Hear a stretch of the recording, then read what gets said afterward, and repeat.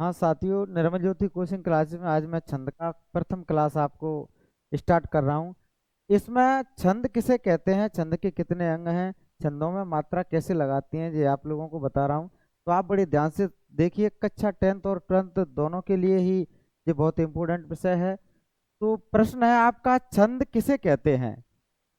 छंद वह पदवद्य रचना है जिसमें चरण, वर्ण, मात्रा, क्रम, संख्या, गति, यति, विराम, कौमा, तुक या लय एवं गण आदि से संबंधित नियमों का पालन हुआ हो, उसे छंद कहते हैं।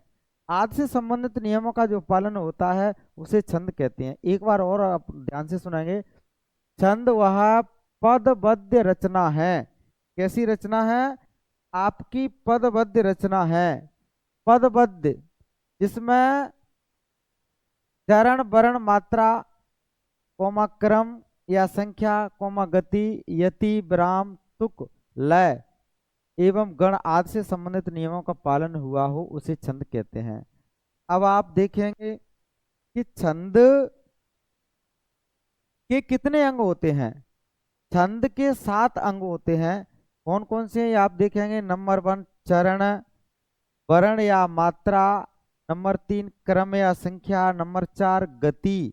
नंबर 5 यति या विराम। और नंबर 6 तुक या लय। नंबर 7 पे आपका गण है। तो आपको ये देखना है कि कितने अंग होते हैं आपके 7। एक क्या है? चरण। दूसरा वर्ण या मात्रा। तीसरा क्रम या संख्या। चौथा आपका गति है। पांचवा यति या विराम। छठवां तुक या लय। और 7 पे आपके गण होते हैं। तो आपको ये देखना है कि ये चरण क्या होता है, वर्ण मात्रा क्या होती है, क्रम संख्या क्या है, गति क्या है, यति और विराम क्या है, और तुक, लय और गण क्या होता है। तो इसको हम इस छंद के माध्यम से समझ लेते हैं। ये हमने यहाँ एक दोहा छंद लिखा हुआ है, इसके माध्यम से आपको समझाएंगे कि क्या होता है चरण और क्या होता है वर्ण, मात्रा, क्रम संख्या, गति, यति, विराम, तुक और गण। तो आप देखेंगे इसमें लिखा है कि तुलसी जा संसार में भांत भांत के लोग, सबसे हिलमिल चालिए नदी नाव संयोग। यहाँ पर जो दुआ लिखा हुआ है इसमें ये कोमा लगा हुआ है, तुलसी जात संसार में। यहाँ पर कोमा लगा है, इसके आप मतलब है अल्प विराम। अल्प विराम यहाँ थोड़ा सा ठहराव किया जाता है, थोड़ा सा आप इसे पढ़ते समय रुका जाता है। तो देखिए चरण क्या है। चरण कहते हैं कि जहां पर रुका जाए, जहां से जहां तक रुका जाए उसको एक चरण कहते हैं। तो इसमें यहाँ से यहाँ तक आपका एक चरण है। यहाँ से लगा करके यहाँ तक आपका पहला चरण है, प्रथम चरण। कौन सा आपका है? प्रथम चरण। प्रथम चरण आपका है। और फिर यहाँ से यहाँ तक जो अपन लगाते हैं, ये आपका द्वितीय चरण है। ये आपका द्वितीय चरण है। तीसरा चरण देखेंगे। अब हमने यहाँ से चला, यहाँ पर रुकिए, तो ये इसका आपका तीसरा चरण है। और यहाँ से यहाँ तक ये लिया तो ये आपका चौथा या चतुर्थ चरण है, यानी चौथा चरण है। तो इस प्रकार से कितने चरण हुए? इसमें 4 चरण हैं। तो छंदों में प्रायः 4 चरण होते हैं। प्राय का क्या अर्थ होता है? प्रायः, प्रायः का अर्थ होता है 90%, यानी 90% छंदों में 4 चरण ही होते हैं। ये आपको ध्यान रखना है। तो आपकी समझ में आया कि चरण क्या है। इसको यहाँ से यहाँ तक पढ़ा, थोड़ा सा ठहराव दिया, फिर यहाँ तक पढ़ा, यहाँ पूर्ण विराम है तो अधिक ठहराव लेते हैं। फिर इसको यहाँ से यहाँ तक पढ़ा, फिर ठहराव लिया, एक चरण हो गया। यहाँ से यहाँ तक पढ़ा, यहाँ 2 पूर्ण विराम है तो अधिक, यानी पूरा ठहराव हो जाता है। इस प्रकार से चरण है आपके कि तुलसी जा संसारों में भांति भांति के लोग, सबसे हिल मिल चालिए नदी नाव संयोग।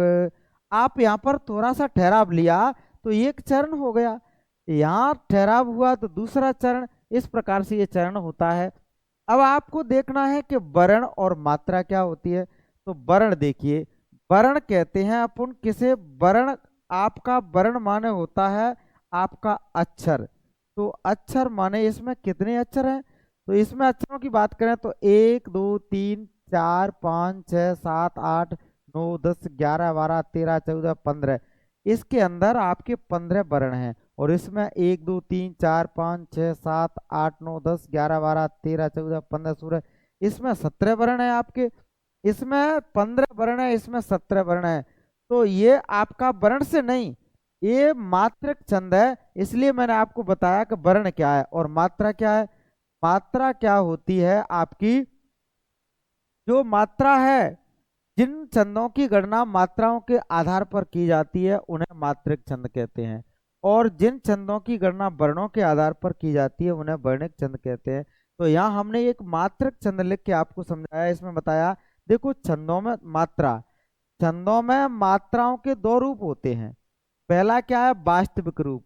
जैसे अगर ये स्वर वास्तविक रूप में आता है कोई, चाहे आ ए ई, कोई भी स्वर वास्तविक रूप में आता है तो उसकी मात्रा गिनी जाती है।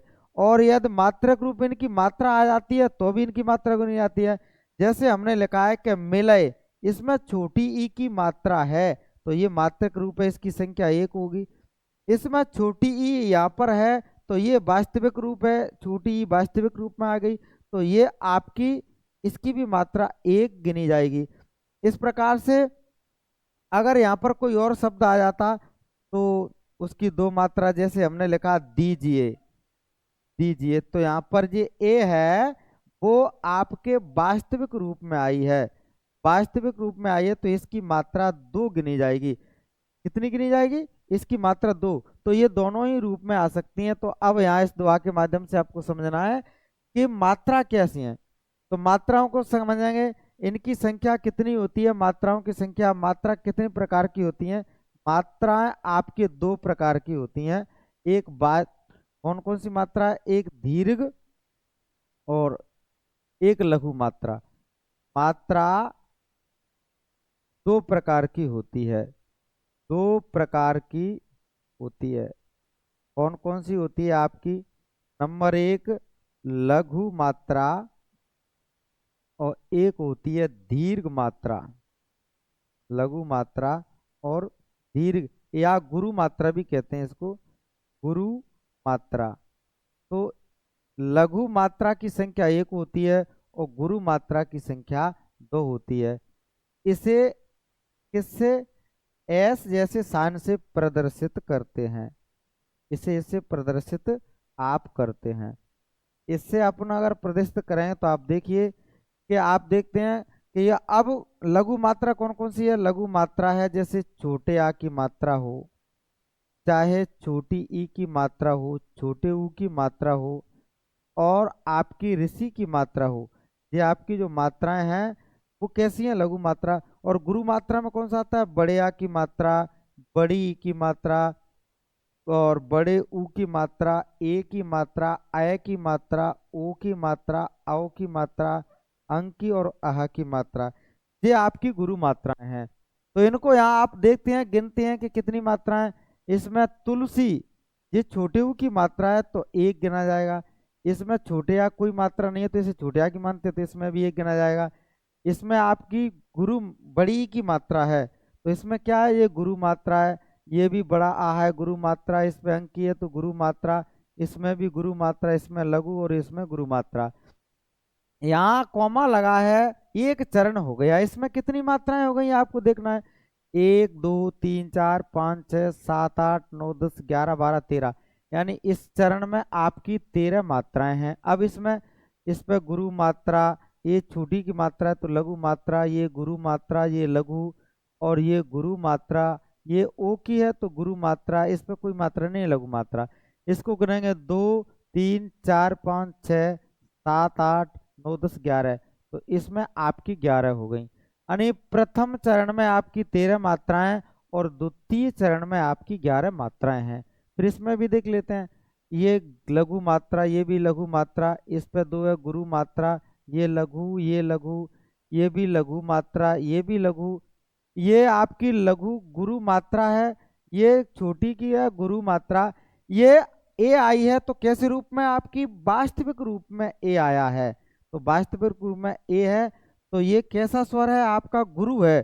तो इसमें इसकी 2 लगाएंगे यानी गुरु मात्रा ही है। यहाँ से यहाँ तक कि नहीं, अब 1 2 3 4 5 6 7 8 9 10 11 12 13, तो इसके बीच चरण में तीसरे में 13 मात्राएं हैं। अब ये गुरु मात्रा, लघु मात्रा, सॉरी, ये गुरु मात्रा, ये गुरु मात्रा, ये लघु, ये गुरु मात्रा, ये गुरु मात्रा और ये लघु मात्रा। तो इस पे भी आप गिनाएंगे 1 2 3 4 5 6 7 8 9 10 11, ये भी कितनी है, 11 है।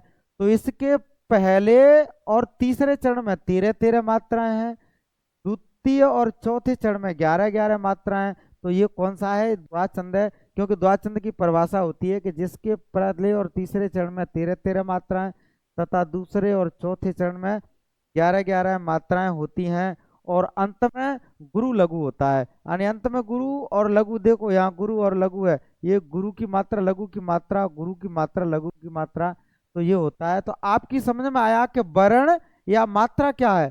तो छंदों में इस प्रकार से जो मात्राएं लगाते हैं वो आपकी मात्राएं होती हैं।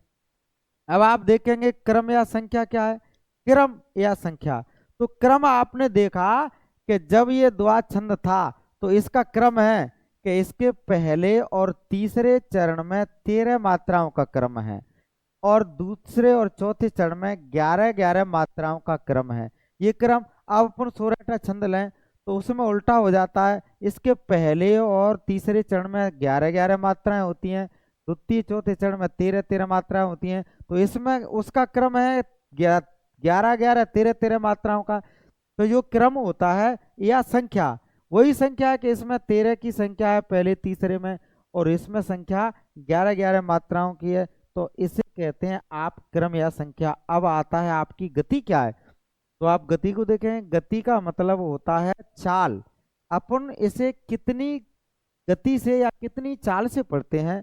तो देखिए, यदि गुरु मात्रा होती है, आप लघु मात्रा होती है आपकी लघु मात्रा, तो लघु मात्रा को अपन थोड़ा जल्दी पढ़ते हैं, और यदि गुरु मात्रा होती है तो वहाँ थोड़ा सा आप उसे लहरा के पढ़ते हैं, ऊंचे स्वर में ले जाके पढ़ते हैं, तो वो उसे की गति होती है। जैसे इसको पढ़ेंगे अपन, इनको जल्दी पढ़ेंगे, इस पर थोड़ा रुकेंगे, यानी इसको लहराएंगे। जैसे तुल, ये जल्दी पढ़ा, और इस पर सी, इसको थोड़ा सा अपन क्या करेंगे, इसमें चाल बढ़ाएंगे। जैसे तुलसी जा संसार में, अब र पे अपन नहीं रुके और इस पे रुके, संसार में बात बात के लोग।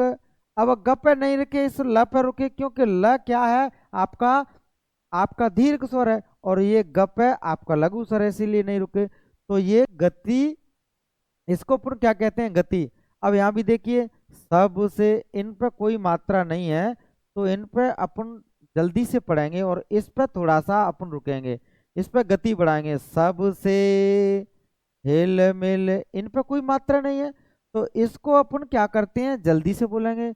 सब से हिल मिल चालिए, नदी नाब संयोग। इस प्रकार से आपकी गति होती है। अब आपने देखा यति या विराम क्या होता है। यति या विराम माने रुकना, ठहराव देना, थोड़ा सा ठहराव करना।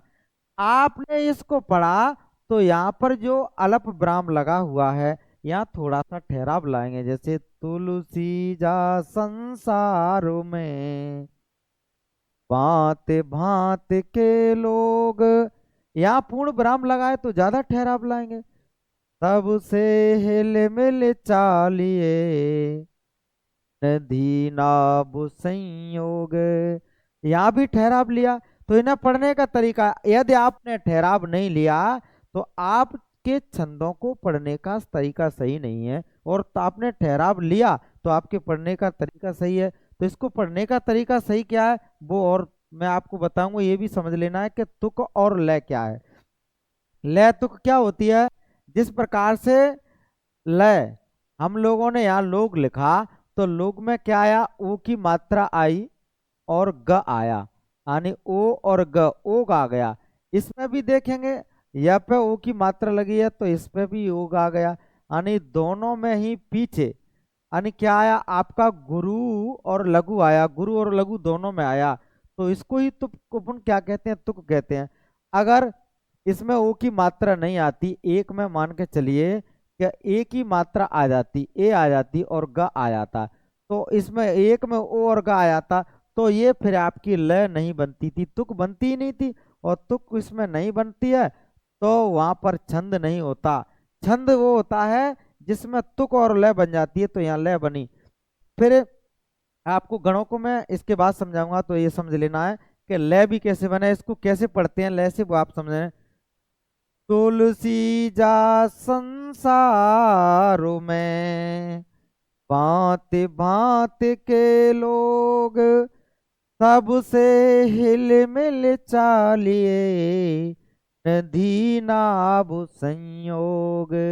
इस प्रकार से इसमें जो मैंने पढ़ा है उसमें चरण वर्ण मात्रा क्रम संख्या गति यति विराम तुक और लय सभी नियमों का पालन हुआ, इसलिए इसे छंद कहा जाता है। तभी तो परिभाषा में लिखा कि छंद वह पदबद्ध रचना है जिसमें चरण वर्ण या मात्रा क्रम या संख्या कोमा गति कोमा यति या विराम तुक या लय एवं गण आदि से संबंधित नियमों का पालन हुआ हो, उसे छंद कहते हैं।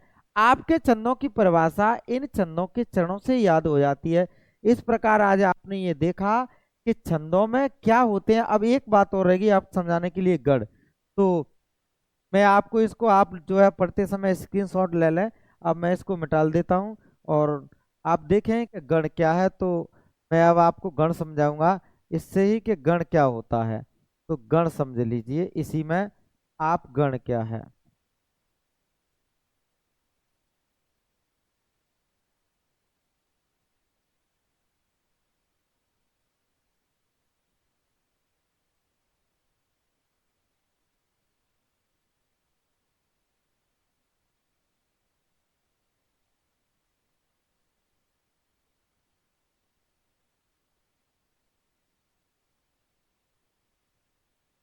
फिर आप इसमें गण समझेंगे।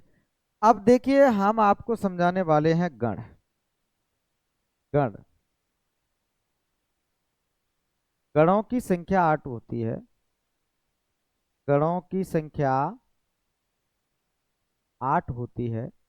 अब वो कौन कौन सी है ये आप समझेंगे। इसका एक गणों का सूत्र है, आप उससे इसे समझ लेते हैं। गणों का सूत्र, वो गणों का सूत्र है य मा ता राज भान सलगा।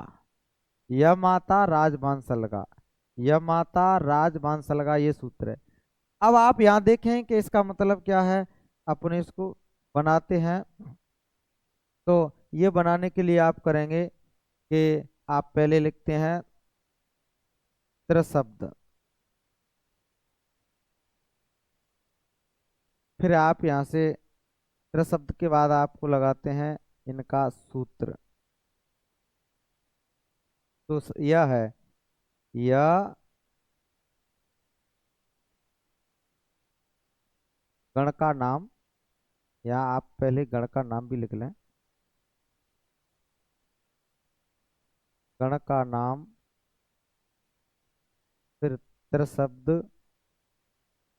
फिर इनका सूत्र आपको बनाना। तो ये गण का नाम क्या है, देखो यह है, तो आपका हो गया यह गण। म है दूसरा तो मगण, तीसरा त है तो आपका तगण, चौथा आपका र है तो रगण, पांचवा आपका ज है तो हो गया जगण, आपका भ है तो हो गया भगण, भगण हो गया। फिर आपका न है तो नगण, फिर आपका स है तो सगण। इस प्रकार से आपके 8 गण हो गए, यगण मगण तगण रगण जगण भगण नगण और सगण। इस प्रकार से 8 गणों की संख्या है। अतः शब्द शब्द क्या है, यहाँ से लेते हैं य माता, एक को छोड़ देंगे मा तारा, इसमें म को छोड़ देंगे ताराज, ये आया आपका ताराज। फिर त को छोड़ देंगे राजभा, राजभा। इसके बाद आप र को छोड़ देंगे जभान, ज भा न। इसके बाद आपको ज को छोड़ देंगे, भा न स। इसके बाद आप ब को छोड़ देंगे, न स ल। इसके बाद आपको न को छोड़ देंगे, स ल गा। इस प्रकार से आपके जो है वो 8 गण जो होते हैं आप सूत्र बनाएंगे। इसमें लघु मात्रा, इन दोनों में गुरु मात्रा गुरु मात्रा, तीनों में ही गुरु मात्रा गुरु मात्रा गुरु मात्रा। इसमें गुरु मात्रा गुरु और लघु मात्रा, इसमें आपकी गुरु मात्रा लघु और गुरु मात्रा, इसमें लघु मात्रा और आपकी गुरु मात्रा लघु मात्रा, इसमें गुरु लघु लघु मात्रा, इसमें तीनों ही लघु मात्रा, इसमें लघु मात्रा लघु मात्रा और गुरु मात्रा। इस प्रकार से आपकी ये सूत्र आपको याद कर लेना है। य माता राज भान सलगा, य माता राज भान सलगा, इसको सूत्र को याद करेंगे। फिर गण का नाम त्रिशब्द और सूत्र बनाएंगे। पहला यह है तो यगण, म है तो मगण, त है तो तगण, र है तो रगण, ज है तो जगण, ब है तो बगण और न है तो नगण आपका है, और स है तो सगण। इस प्रकार से गण आ जाते हैं। ये त्रिशब्द बन गया। अब हम आपसे बोलेंगे कि तुलसी में कौन सा गण है। इसमें देखिए आपने बोला तुलसी में कौन सा गण है, तुलसी में। और यह है कि संसार में कौन सा गण है, संसार शब्द है त्रिशब्द वाला। यहाँ से आया आपका सबसे में कौन सा गण है, सबसे में।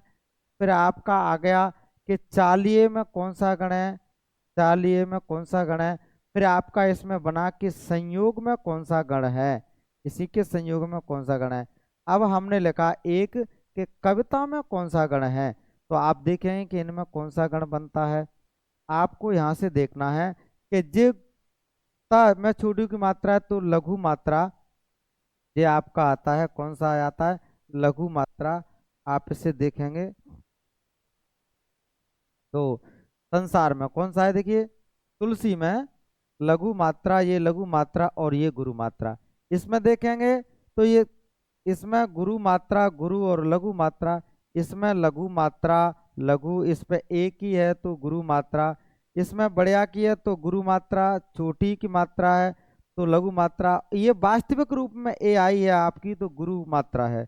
ये गुरु मात्रा, इस पे भी गुरु मात्रा, इस पे लघु, इस पे लघु गुरु मात्रा, और सॉरी इस पे आपका जो है लघु मात्रा, ये भी लघु और ये गुरु मात्रा। तो इन सभी में कौन सा गण है आप देखेंगे। तो आपको यहां से देखना है कि लघु लघु और गुरु क्या है। तो लघु लघु गुरु देखो किस में है आपका, लघु लघु और गुरु इसमें है। तो ये कौन सा है आपका, इसमें कौन सा गण हो गया, तुलसी में आपका हो गया सगण। कौन सा है आपका, तुलसी में आपका हो गया सगण, हो गया तुलसी में, तुलसी में तुम्हारा सगण हो गया। कौन सा गण हो गया, सगण। अब आप देखेंगे गुरु गुरु मात्रा और लघु मात्रा, तो गुरु गुरु और लघु कहाँ पर, गुरु गुरु और लघु ये आपकी है। तो इसमें कौन सा, तगण, इसमें आपका आ गया तगण आ गया। इसमें गुरु गुरु और लघु लघु और गुरु मात्रा कहाँ पर है, लघु लघु और गुरु इसमें ही है। तो इसमें तुलसी में थी वही इसमें है, तो ये भी आपका सगण हो जाता है। इस प्रकार से चालीय में गुरु मात्रा लघु और गुरु, तो देखिए गुरु मात्रा लघु और गुरु ये है, तो ये आपका रगण हो गया। इसमें कौन सा है, रगण है। ऐसे ही संयोग में आपका है गुरु गुरु लघु, तो ये कौन सा है, इसमें भी तगण है आपका, तगण। अब इसमें लघु लघु और गुरु है, लघु लघु गुरु में कौन सा होता है, ये सगण है।